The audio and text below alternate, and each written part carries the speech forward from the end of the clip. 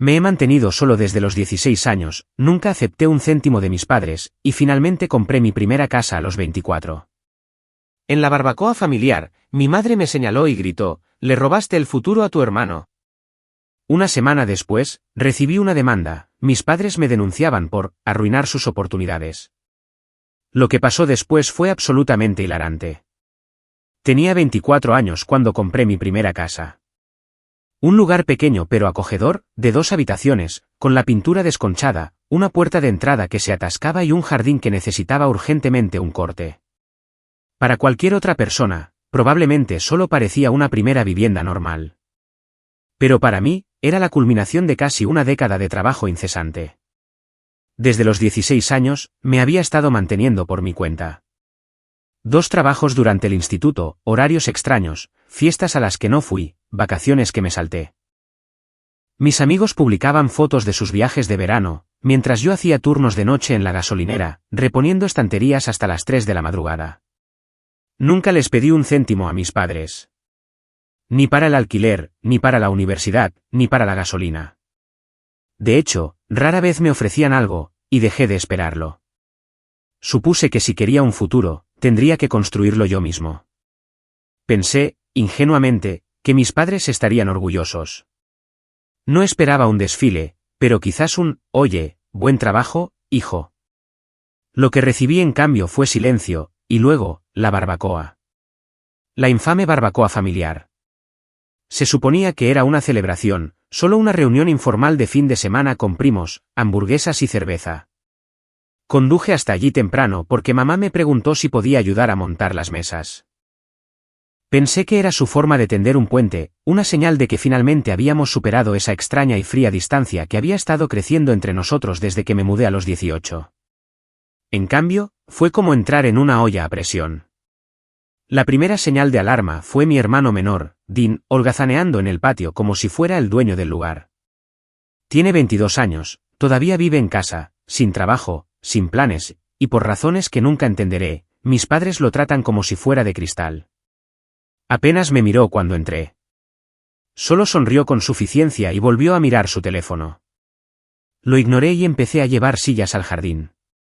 Media hora más tarde, llegaron todos, y toda la familia estaba deambulando con bebidas en la mano cuando, de repente, mamá aplaudió para llamar la atención. Todos dijo con una extraña sonrisita: «Cody está aquí». Y, por lo visto, se cree mejor que el resto de nosotros porque se ha comprado una casa. Juro que el mundo se me tambaleó un poco. Los primos se rieron, pero fue esa risa incómoda que la gente hace cuando no está segura de si es una broma. Me quedé allí, sosteniendo una bandeja de platos, con un calor que me subía por la nuca. Gracias, dije, tratando de mantener un tono ligero. Sin embargo, papá no estaba bromeando. Tomó un trago de cerveza y dijo, lo suficientemente alto para que todo el jardín lo oyera: «Debe de ser agradable jugar a ser casero mientras tu hermano ni siquiera puede salir adelante. A algunos de nosotros sí nos importa la familia». Eso dolió. Ni siquiera estaba seguro de a qué se refería. Nunca había dicho que no cuando me pedían pequeños favores. El mes pasado, incluso le presté mi coche a Dean durante una semana cuando el suyo se averió. Intenté mantener la compostura. Me senté con un plato de papel lleno de comida, esperando que el momento pasara. Pero mamá no había terminado. Empezó a contarles a todos lo injusto que era que yo tuviera una casa mientras Dean luchaba por encontrar su camino. Omitió la parte en la que Dean había rechazado 3 entrevistas de trabajo porque no le apetecía trabajar en ventas. Luego, justo cuando todos estaban a punto de empezar a comer, se giró hacia mí, señaló al otro lado de la mesa y dijo: «Le robaste el futuro a tu hermano». Fue como recibir una bofetada delante de toda la familia. Dejé el tenedor, se me quitó el hambre. «¿Perdonas?», pregunté. Se cruzó de brazos, con la expresión de quien acaba de dictar un veredicto final. «Compraste esa casa antes de que Dean tuviera la oportunidad. Ahora el mercado está imposible, y lo has dejado fuera. ¿Cómo se supone que va a empezar su vida, si tú le quitaste la oportunidad primero?». Sinceramente, pensé que la había oído mal. La casa que compré era una ejecución hipotecaria para la que había estado ahorrando desde los 17 años. No tenía nada que ver con Dean, pero nadie dijo una palabra. Ni papá, ni mis primos, ni siquiera mi tía, a quien normalmente le encanta el drama. Todos se quedaron mirándome, como si esperaran a ver qué haría. Me fui temprano. No di portazos. No grité. Simplemente me levanté, les di las gracias por la cena y conduje a casa con el pecho oprimido y la mandíbula dolorida de tanto apretarla. Esa noche, me senté en mi sala de estar vacía. Aún no había muebles, solo cajas y una silla plegable.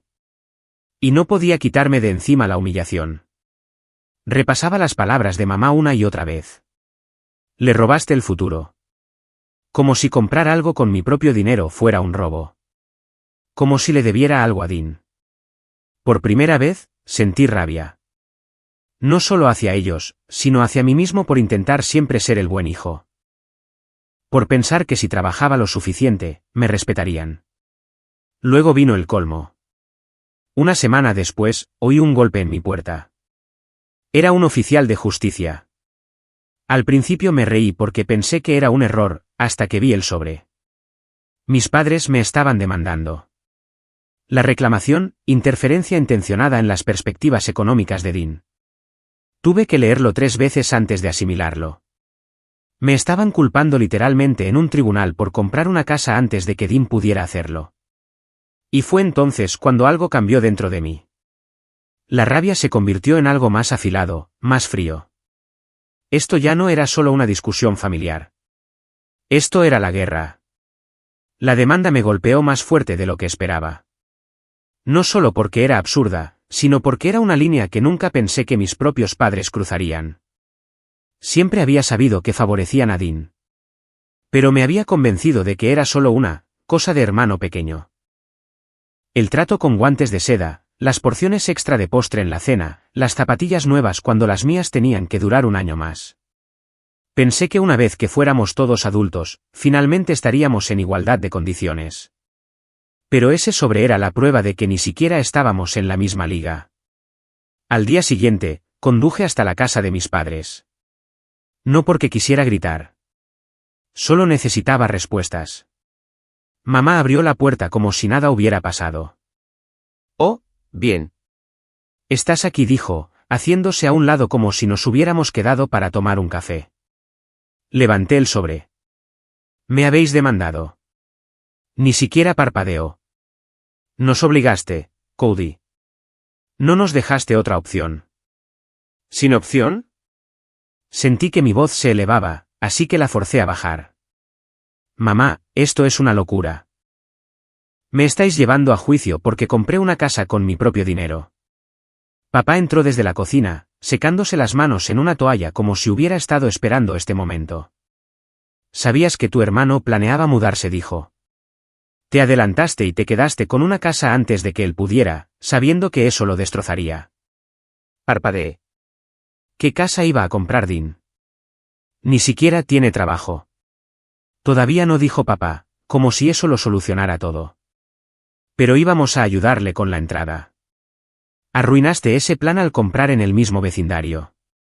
Los miré, sin palabras. A ver si lo entiendo. Iban a comprarle una casa a Dean, pero ahora no pueden porque creen que no hay suficientes casas para todos. Mamá se cruzó de brazos. Se trata de justicia, Cody. Tú no necesitas una casa todavía. Podrías haber esperado. Deberías haber esperado, pero tenías que restregárnoslo por la cara. Eso me hizo reír. ¿Restregárselo por la cara? Mamá, ni siquiera te lo dije hasta después del cierre de la venta. Pensé que quizás estarías orgullosa de mí. Me lanzó una mirada de lástima, del tipo que le das a un niño que simplemente no entiende. Estaríamos orgullosos si pensaras en alguien más que en ti mismo por una vez. Algo en mí se rompió en ese momento. Me di cuenta de que nada de lo que dijera importaría. Ya habían decidido que yo era el villano de esta historia. Me fui antes de decir algo de lo que pudiera arrepentirme. Pero marcharme no mejoró las cosas. Durante las siguientes semanas, sentí como si toda mi familia se hubiera convertido en una máquina de relaciones públicas para Dean. Mi tía llamó para decir que debería hacer lo correcto y cederle la casa a mi hermano, ya que él la necesitaba más. Mi primo me envió un mensaje de texto con un enlace a un artículo sobre la desigualdad en la vivienda, acompañado de un emoji de pulgar hacia arriba, como si eso probara de alguna manera que yo estaba acaparando recursos. Incluso mi abuela, que normalmente se mantenía al margen del drama, me llamó tarde una noche para decirme que estaba decepcionada de mí por ponerme a mí mismo por delante de la familia. Dean, por supuesto, disfrutaba de la atención. Empezó a publicar cosas crípticas en las redes sociales, como, a algunas personas no les importa si te hundes, siempre y cuando ellos floten, y, imagina tomar lo que estaba destinado a otra persona.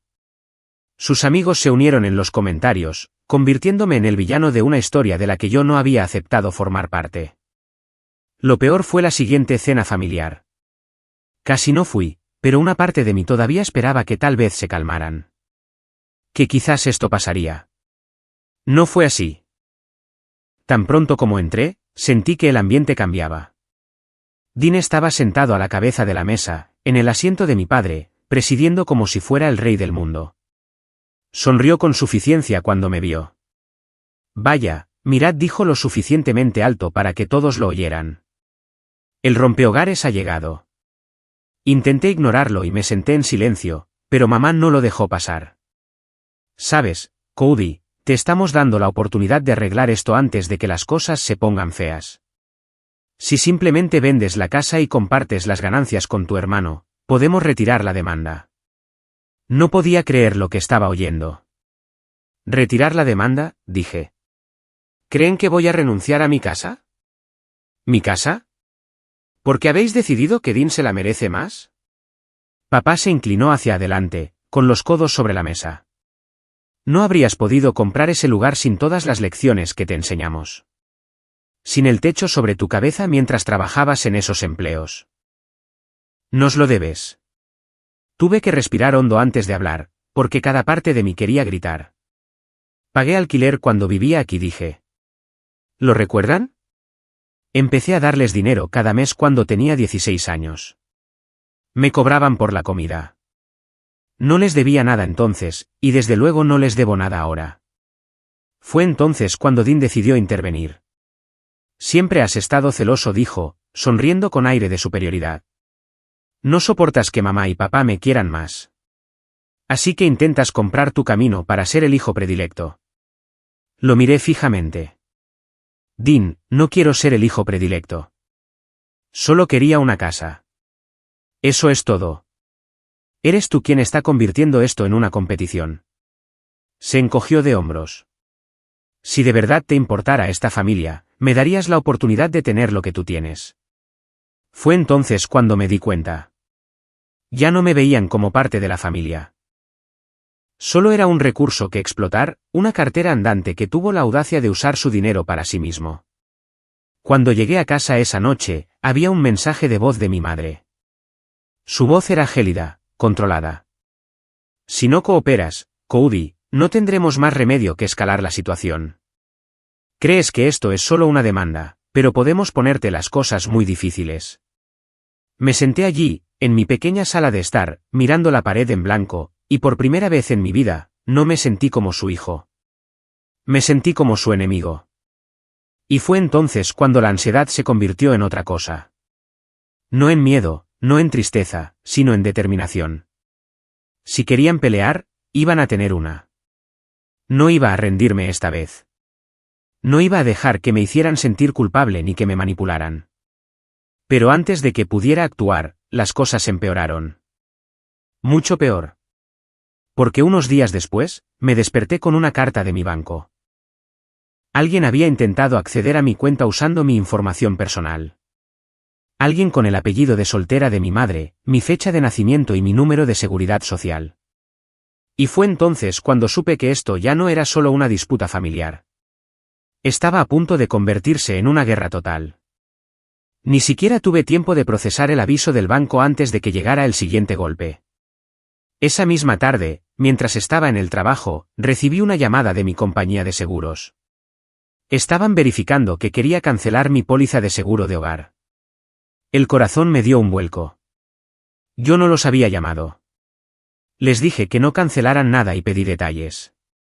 Aparentemente, alguien había llamado haciéndose pasar por mí. Les dio mi número de póliza, mi dirección, e incluso respondió correctamente a mi pregunta de seguridad. La pregunta era, apellido de soltera de la madre. Para cuando colgué, me temblaban las manos. Esto ya no era paranoia. Esto era un sabotaje deliberado. Llamé al banco para asegurarme de que mi cuenta estaba congelada y establecí seguridad adicional. Confirmaron que había habido 2 intentos de acceder a mi banca en línea, ambos desde la misma dirección IP, que me proporcionaron. No soy un hacker, pero sé cómo introducir una IP en una herramienta de búsqueda. Era el proveedor de Internet de mis padres. Sentí que las paredes se cerraban a mi alrededor. No solo me estaban demandando. Estaban tratando activamente de arruinarme. Y la peor parte, tenían la información para hacerlo.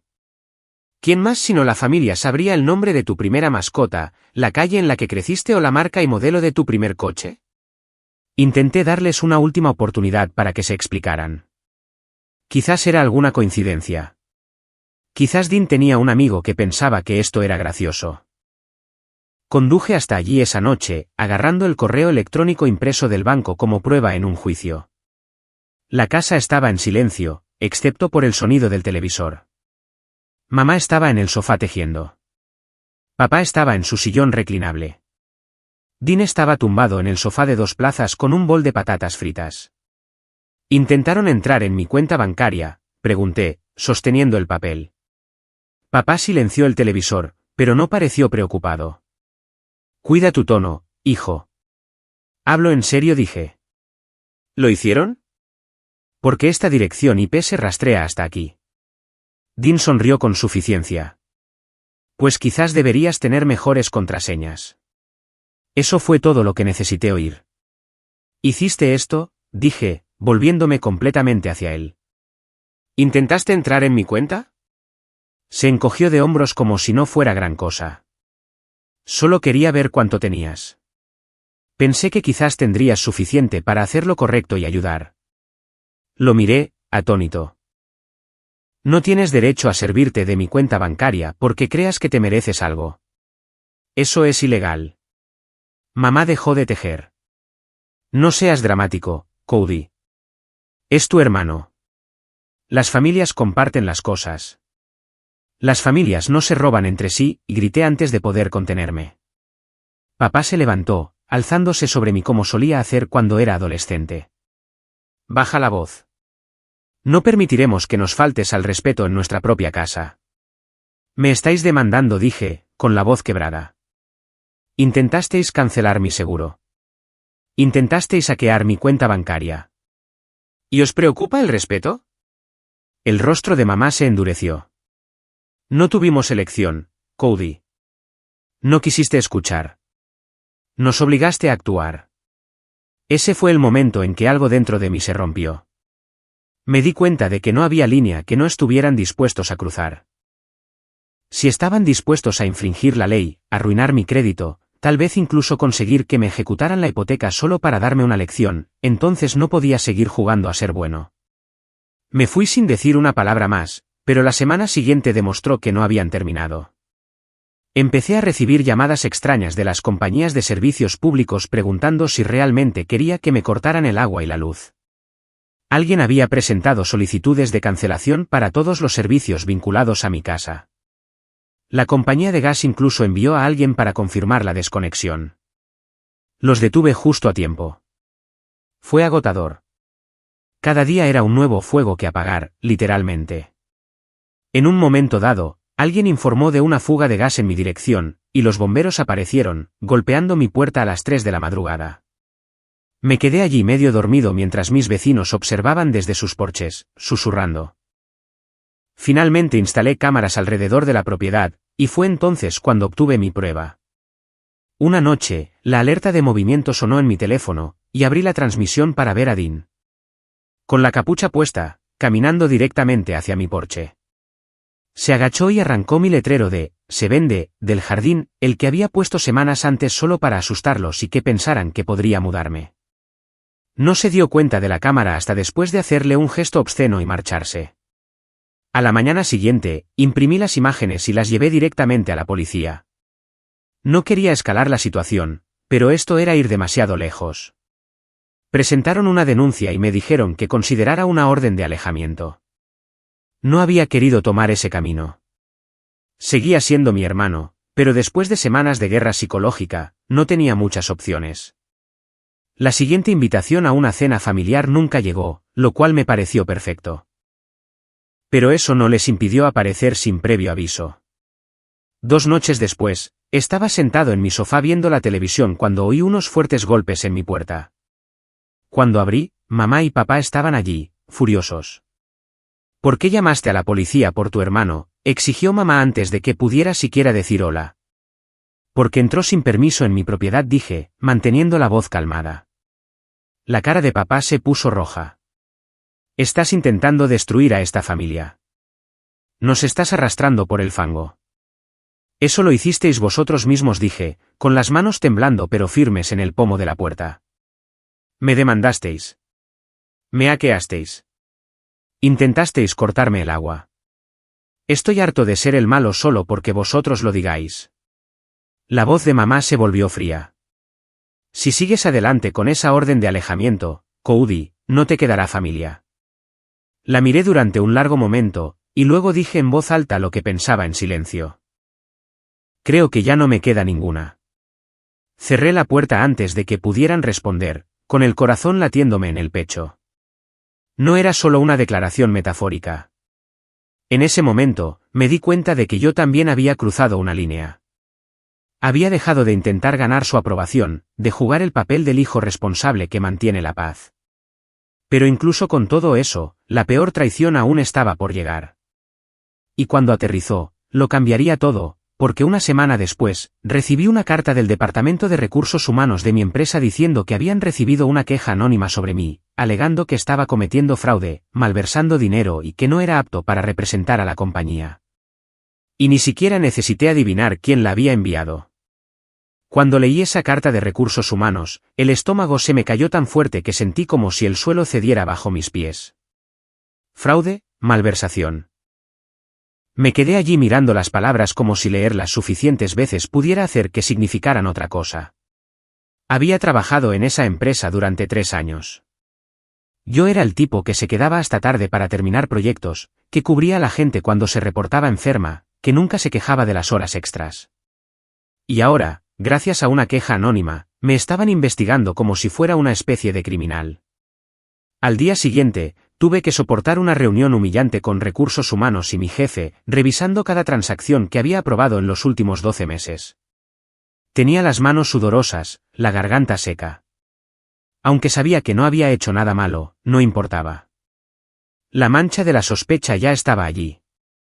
Me pusieron en baja administrativa pendiente de investigación, que era solo la forma corporativa de decir, no confiamos en ti hasta que estemos seguros. Conduje a casa aturdido, con todo el mundo zumbando en mis oídos. Perder mi trabajo significaría perder mis ingresos, lo que significaría que mi casa estaría en juego. Y en el fondo, sabía que eso era exactamente lo que mis padres querían, derrumbarme hasta que no tuviera más remedio que volver arrastrándome, dispuesto a hacer lo que dijeran solo para sobrevivir. Las siguientes semanas fueron un borrón. Cada día se sentía como caminar a través de cemento húmedo. Pesado, lento, agotador. Pasé horas reuniendo documentos para RRHH, extractos bancarios, nóminas, cualquier cosa para demostrar mi inocencia.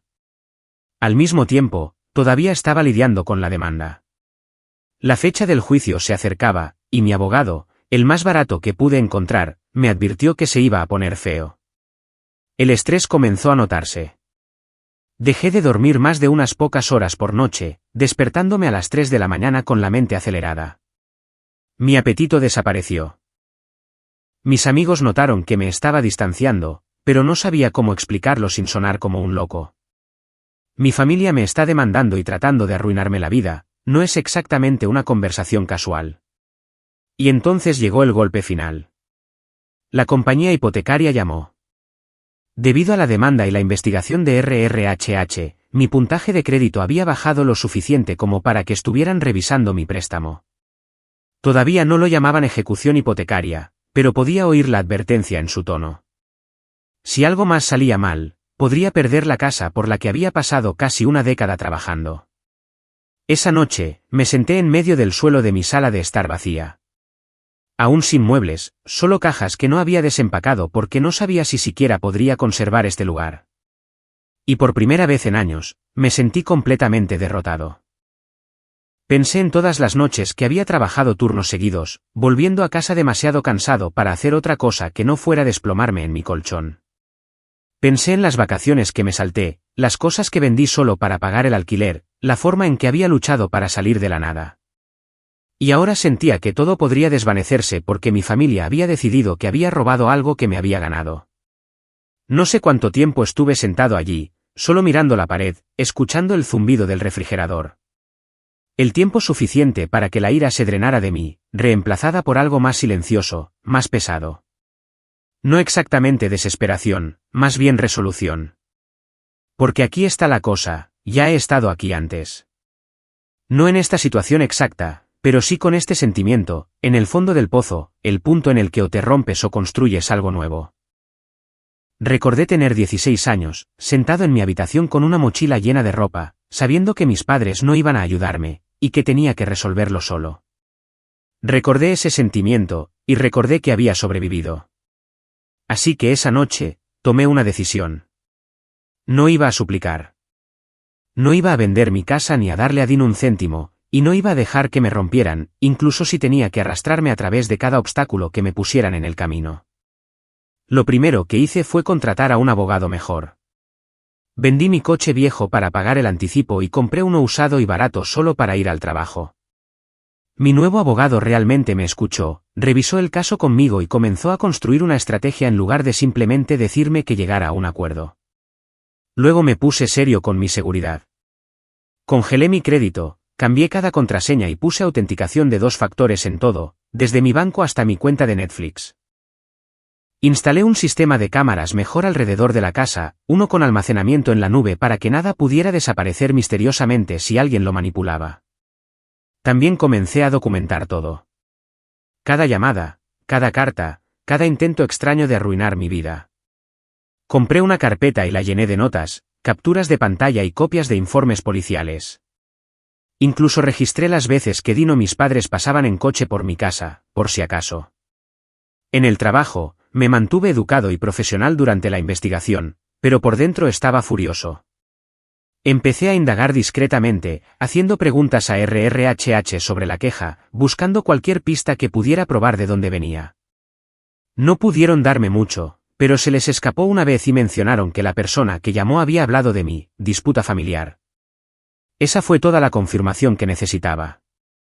La parte más difícil fue mantenerme en silencio.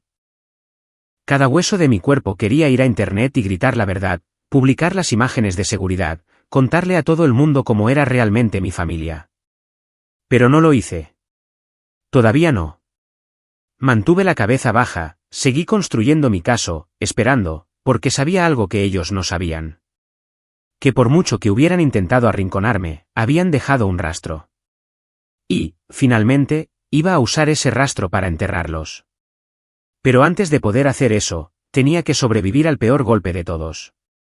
La fecha del juicio se acercaba, y sabía que mis padres no iban a jugar limpio. Y efectivamente, una semana antes de la audiencia, recibí un paquete por correo. Dentro había una pila de capturas de pantalla impresas, mensajes de texto que le había enviado a Dean años atrás, completamente fuera de contexto, cuidadosamente editados para que pareciera que lo estaba amenazando. Y justo encima de la pila había una nota escrita a mano con la pulcra caligrafía de mi madre. Esto es lo que pasa cuando le das la espalda a tu familia. Cuando sostuve esa nota en mis manos, algo cambió. Esta vez no fue miedo. Fue claridad. Finalmente entendí exactamente con quién estaba tratando. Mis padres no solo estaban enojados o decepcionados, ni siquiera eran mezquinos. Estaban dispuestos a quemarlo todo a mí, mi trabajo, mi reputación solo para demostrar que todavía controlaban la narrativa. Y por primera vez en meses, sentí una extraña calma recorrer mi cuerpo. Porque cuando te das cuenta de que el otro lado está dispuesto a jugar sucio, dejas de gastar energía tratando de ser la mejor persona y comienzas a concentrarte en ganar. A la mañana siguiente, llamé a mi abogado y le entregué el paquete. Pasó las páginas, sus cejas se arqueaban más con cada hoja. Esto es bueno, dijo. Parpadeé. ¿Bueno? Es falso, dijo, sosteniendo una de las capturas de pantalla. ¿Ves aquí? Las marcas de tiempo no coinciden. ¿Y esta? Ni siquiera tenías este número de teléfono hace 3 años. Esto los va a hacer quedar muy mal delante de un juez.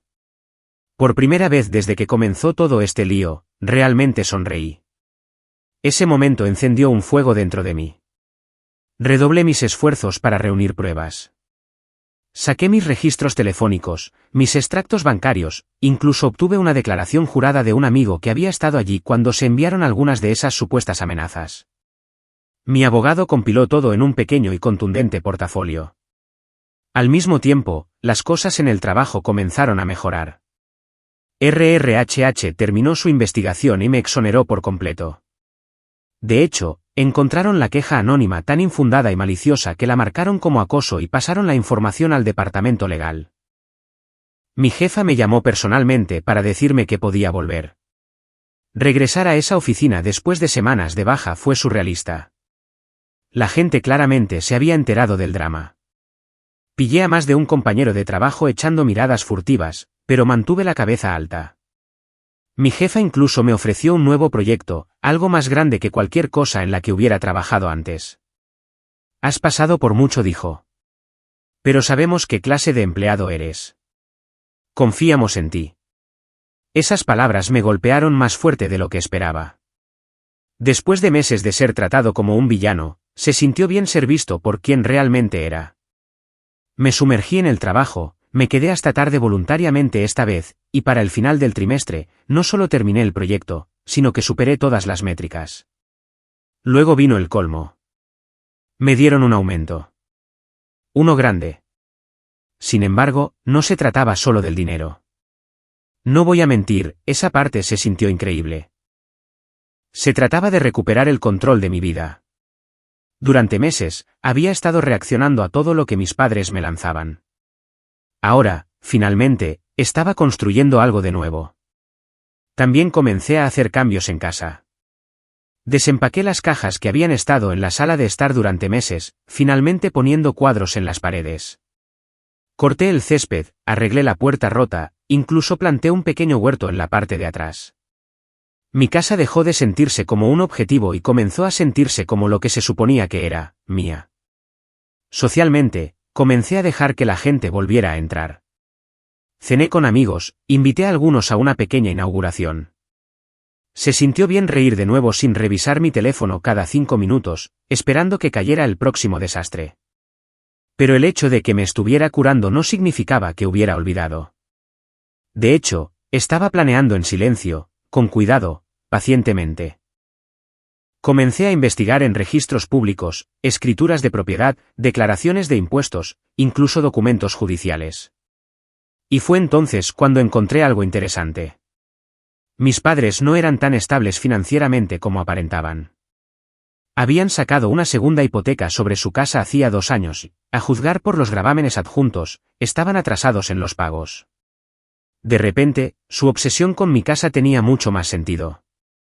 No solo estaban enojados porque yo había tenido éxito, estaban desesperados. No me apresuré a actuar con esta información. En cambio, la guardé, agregándola a la carpeta con el resto de mi evidencia. Si querían pintarme como el villano, bien. Jugaría el papel, pero en mis propios términos. Una semana antes de la fecha del juicio, mi abogado programó la declaración jurada con ellos. Me senté en silencio mientras él los interrogaba, calmado y profesional. Mamá trató de mantener su furia justiciera, pero las grietas se mostraban cada vez que mencionaban el futuro de Dean. Mi abogado señaló con calma que Dean no tenía trabajo, ni ahorros, ni un plan concreto para comprar una casa, y que mi compra no tenía ninguna relación con su capacidad para comprar una más adelante. Luego sacó las capturas de pantalla falsificadas. ¿Puede confirmar que estas son auténticas?, preguntó. Mamá vaciló, solo una fracción de segundo demasiado. Sí, dijo finalmente. Interesante, dijo mi abogado, pasando a la página siguiente. Porque nuestro análisis experto muestra que estas fueron creadas en un teléfono que pertenece a su hijo menor, Dean. ¿Le gustaría rectificar su respuesta? Nunca olvidaré la expresión de su rostro. Por una vez, no tuvo una respuesta ingeniosa. Después de la declaración, mi abogado se volvió hacia mí con una sonrisa. Se van a arrepentir de haber presentado esta demanda. Yo también podía sentirlo. El cambio de poder. Por primera vez en todo este calvario, no era yo quien estaba a la defensiva. Y a medida que la fecha del juicio se acercaba, sentí que algo más crecía en mí. No solo confianza, sino algo más agudo. Me habían humillado, saboteado, intentado destruir mi carrera. Habían cruzado todas las líneas imaginables y luego actuaron sorprendidos cuando contraataqué. No solo iba a ganar este caso. Iba a asegurarme de que se lo pensaran 2 veces antes de volver a por mí. Y la oportunidad perfecta para hacerlo estaba a punto de presentarse en el mismo tribunal donde pensaban que me verían destrozado. Para cuando se fijó la fecha del juicio, ya no solo me estaba defendiendo. Estaba preparando un ataque ofensivo. La declaración jurada había sido mi primera muestra real de poder, y me di cuenta de cuánta fuerza provenía simplemente de tener la verdad organizada y lista para soltarla en el momento adecuado. Pasé las siguientes semanas convirtiendo mi carpeta en un arma. Cada página estaba perfectamente etiquetada, con referencias cruzadas y pestañas. Evidencia del intento de hackeo, impresa con registros de IP y una declaración notariada de mi proveedor de Internet confirmando el rastreo. Prueba de las cancelaciones de seguro falsas, copias de las llamadas, fechas y horas, además de las cartas revirtiéndolas. Imágenes de seguridad de Dean entrando sin permiso, 3 ángulos diferentes sincronizados y grabados en una memoria USB. Pero la pieza de evidencia más devastadora ni siquiera era sobre mí. Se me ocurrió una noche mientras hacía mi habitual investigación de antecedentes. Estaba revisando los registros del condado cuando encontré algo que no había notado antes. Los nombres de mis padres estaban en un aviso de ejecución hipotecaria pendiente. Al principio, pensé que era un error. Conduje hasta la oficina del secretario del condado para verificarlo, y efectivamente, allí estaba. Su casa, la casa donde crecimos, estaba a semanas de ser subastada si no ponían la hipoteca al día. Y de repente, todo encajó. Su rabia porque yo comprara una casa no era solo por favoritismo o el futuro de Dean. Era por miedo. Estaban perdiendo su casa, su estatus, lo único que siempre habían sostenido sobre mi cabeza. Te pusimos un techo sobre la tuya. Y no podían soportar la idea de que yo tuviera un techo propio mientras el de ellos se les escapaba de las manos. Me senté en mi coche en el aparcamiento de la secretaría durante mucho tiempo, simplemente mirando el documento. Una versión más joven de mí podría haber sentido lástima, quizás incluso se habría ofrecido a ayudar. Pero esa versión de mí ya no existía. Habían intentado arruinarme, despojarme de todo lo que había construido. Si querían una pelea, iba a dársela. Llamé a mi abogado esa noche y le conté lo que había encontrado. Una palanca interesante, dijo, con esa calma que tienen los abogados cuando saben exactamente cómo usar una pieza de información. Si siguen adelante con esto, podemos citar sus finanzas. Una vez que esos avisos de ejecución hipotecaria se conviertan en parte del registro público en el tribunal, les será difícil seguir jugando el papel de padres justos. El momento no podría haber sido mejor. Mi departamento de RRHH no solo me había exonerado, sino que se ofreció a escribir una carta formal atestiguando mi buen carácter y excelente desempeño. Mi jefa incluso se ofreció a comparecer en el tribunal si era necesario para testificar que la queja era infundada y probablemente maliciosa. En otras palabras, yo tenía credibilidad. Ellos no. Pero no me contenté con que la audiencia judicial fuera el final. En silencio, comencé a preparar cosas que ni siquiera sabían que estaban por venir. Me reuní con mi banco y obtuve la preaprobación para una línea de crédito. Empecé a hablar con un abogado de bienes raíces, no porque planeara vender mi casa, sino porque quería estar preparado si intentaban presentar un gravamen o hacer alguna artimaña de último minuto. Y quizás lo más importante, comencé a hablar con gente de la familia. No para suplicar, no para explicarme, sino para hacerles saber lo que realmente estaba pasando. Le mostré a mi tía los mensajes de texto falsificados, el informe policial de la intrusión de Dean, incluso la carta de RRHH. Ver cómo su rostro cambiaba de un juicio engreído a un shock silencioso fue profundamente satisfactorio. La noticia se extendió rápidamente después de eso. Primos que una vez habían sido fríos conmigo comenzaron a contactarme con mensajes de texto neutrales, del tipo que dice, no estamos seguros de lo que está pasando, pero no queremos estar en el lado equivocado. Dean, mientras tanto, no tenía idea de que la marea estaba cambiando. Todavía se pavoneaba en las redes sociales, publicando indirectas crípticas sobre mí, tuiteando sobre hermanos tóxicos, incluso compartiendo enlaces de GoFundMe para recaudar dinero para su situación de vivienda. Convenientemente omitió la parte en la que no estaba realmente sin hogar, solo enfadado porque no tenía una casa gratis. Mamá me llamó una última vez la noche antes de la audiencia. Su tono era meloso, lo cual siempre era una mala señal. Cody dijo, todavía hay tiempo para arreglar esto. Solo cede la casa o al menos véndela y dale a tu hermano las ganancias. Terminemos con esto antes de que se ponga feo. No pude evitar reír. Mamá, dije, ya está feo, y mañana se va a hacer público. Hubo una larga pausa en la línea antes de que dijera, te arrepentirás de esto. Quizás en otro tiempo, lo habría hecho. Pero ahora estaba listo. La mañana de la fecha del juicio, me puse el mejor traje que tenía. Nada llamativo, pero lo suficientemente elegante como para dejar claro un punto. Imprimí 2 copias adicionales del aviso de ejecución hipotecaria y las metí en mi carpeta, justo detrás de las capturas de pantalla falsificadas. No porque estuviera seguro de que las necesitaríamos, sino porque quería estar preparado si mi abogado me daba la señal.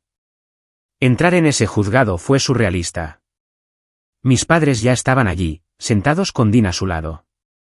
Mamá parecía engreída. Papá parecía enojado. Y Dean parecía que pensaba que estaba a punto de ganar la lotería. No sabían que el juego ya había cambiado, porque esta vez no venía solo a defenderme. Venía a ganar y a asegurarme de que nunca lo olvidaran. Y el juez ni siquiera había llamado el caso cuando las primeras grietas comenzaron a aparecer.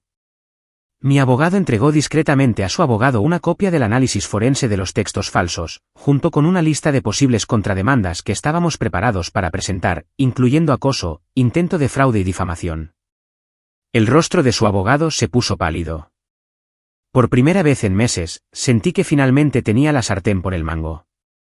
Y la mejor parte, todavía tenía un as más bajo la manga, la información financiera que podría hacer estallar toda su imagen delante de toda la familia. No planeaba usarla a menos que fuera necesario. Pero si me presionaban, estaba más que preparado. La sala del tribunal estaba en silencio, excepto por el murmullo de papeles y la tos ocasional de la galería. Me senté con la espalda recta, mi carpeta cuidadosamente colocada frente a mí. Y por primera vez desde que comenzó toda esta pesadilla, no estaba luchando contra las náuseas. No estaba temblando. No me estaba cuestionando a mí mismo. El juez llamó a nuestro caso, y todos nos levantamos. Mis padres y Dean se dirigieron a la mesa del demandante, y yo ocupé mi lugar en la mesa de la defensa junto a mi abogado. Mamá me lanzó una mirada que pretendía ser intimidante, la misma mirada que solía darme de niño cuando ensuciaba la cocina con barro, pero esta vez rebotó en mí. Su abogado comenzó con un discurso que sonaba ensayado sobre las obligaciones familiares y el sabotaje económico injusto. Intentó presentarme como el hermano mayor egoísta que había comprado deliberadamente una propiedad que impedía a su hermano menor establecer su independencia financiera. Las cejas del juez se arquearon ante eso. Abogado, dijo lentamente, ¿me está diciendo que este es un caso sobre comprar una casa primero? Su abogado balbuceó algo sobre la intención y la reparación equitativa. Pude ver la frustración ya instalándose. El juez no parecía impresionado. Luego fue nuestro turno. Mi abogado se puso de pie, tranquilo y metódico, y comenzó a desmantelar su argumento pieza por pieza. Presentó mis registros bancarios que mostraban años de ahorros. Nóminas de mis 2 trabajos durante el instituto.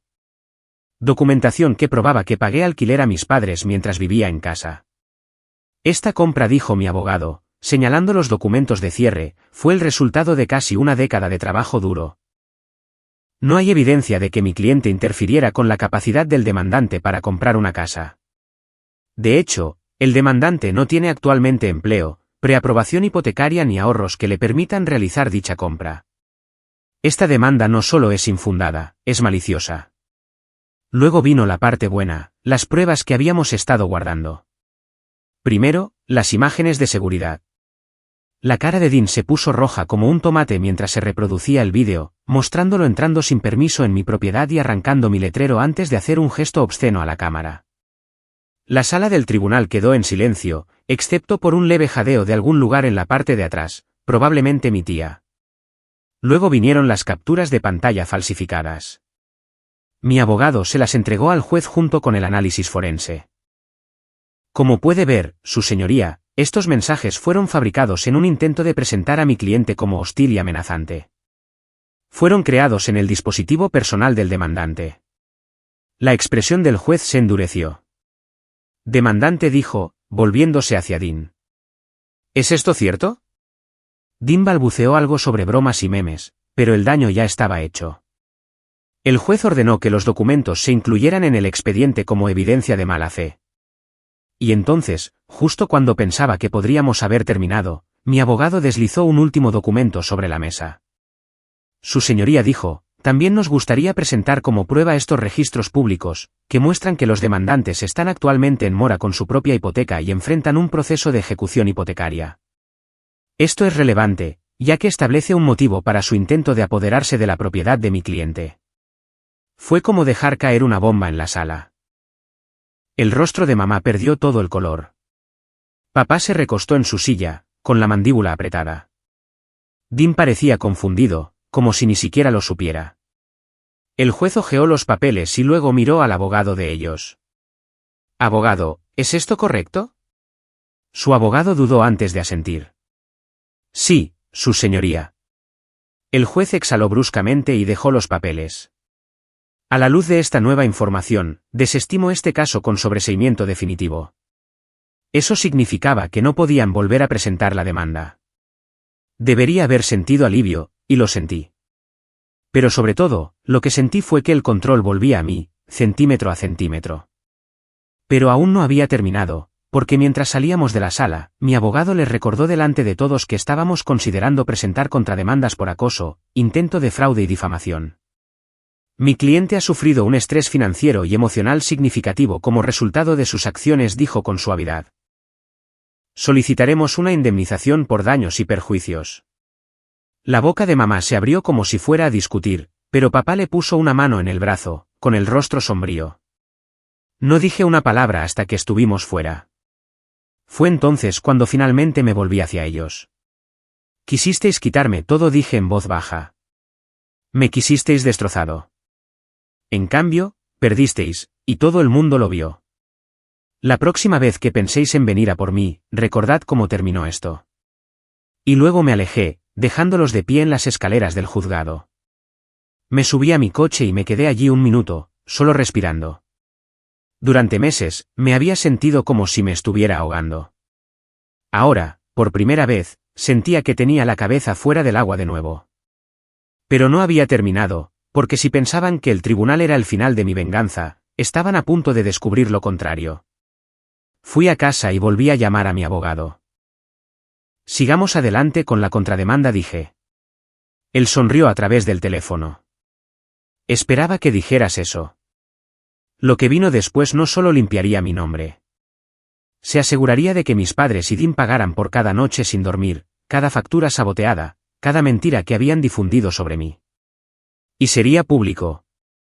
Presentar la contrademanda fue como cruzar una línea de meta hacia la que había estado corriendo durante meses. Esta vez, no estaba reaccionando. Tenía el control. Mi abogado presentó demandas por acoso, difamación e intento de fraude, respaldadas por cada pieza de evidencia que habíamos recopilado meticulosamente. Las capturas de pantalla falsificadas, los registros de IP, las imágenes de seguridad, incluso las cartas de mi trabajo confirmando que la falsa queja me había puesto en baja no remunerada. La respuesta de mis padres llegó una semana después, y fue casi risible. De repente, cantaban una canción diferente.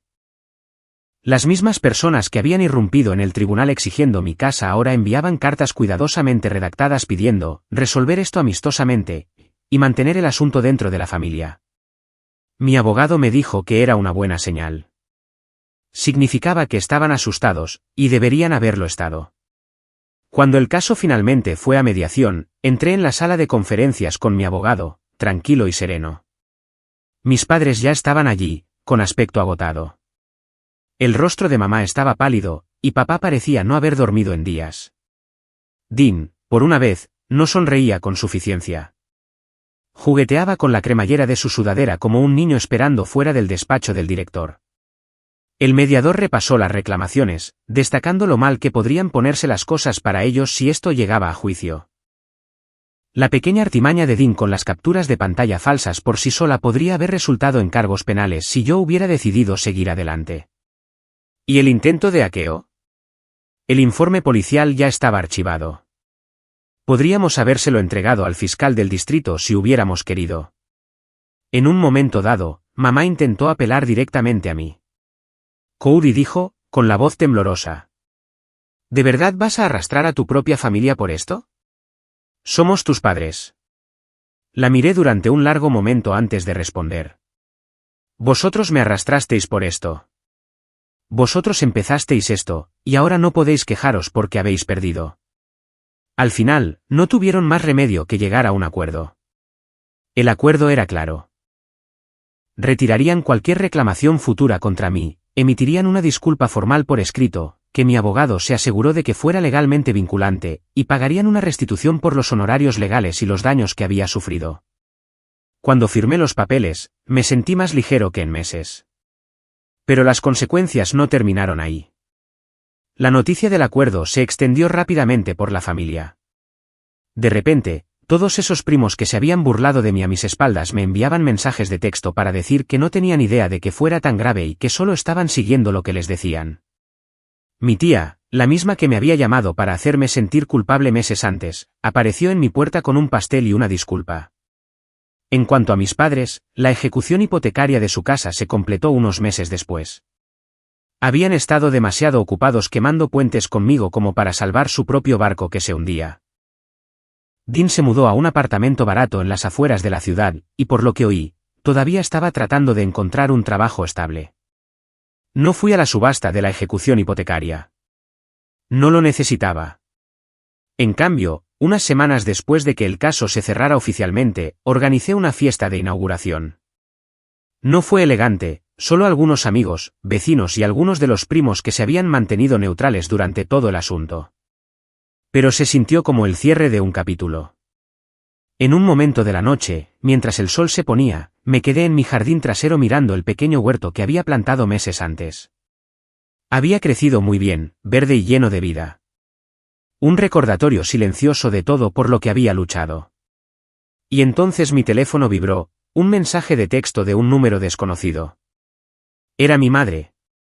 Todo lo que siempre quisimos fue que fueras parte de esta familia, escribió. Lo miré durante un rato antes de responder.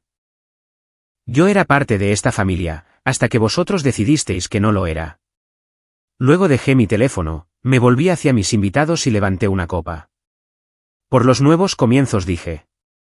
Ellos vitorearon, y por primera vez en lo que pareció una eternidad, me lo creí. Esa noche, mientras cerraba la puerta principal y apagaba las luces, me detuve en el pasillo, escuchando el silencio de mi casa. Sin pasos en el piso de arriba, sin portazos, sin voces diciéndome lo que debía, solo paz. Y de pie allí, me di cuenta de que, en cierto modo, mis padres me habían dado exactamente lo que necesitaba. No su aprobación, no su ayuda, sino la libertad de dejar de intentar ganarme ninguna de las dos. La guerra había terminado, y yo había ganado.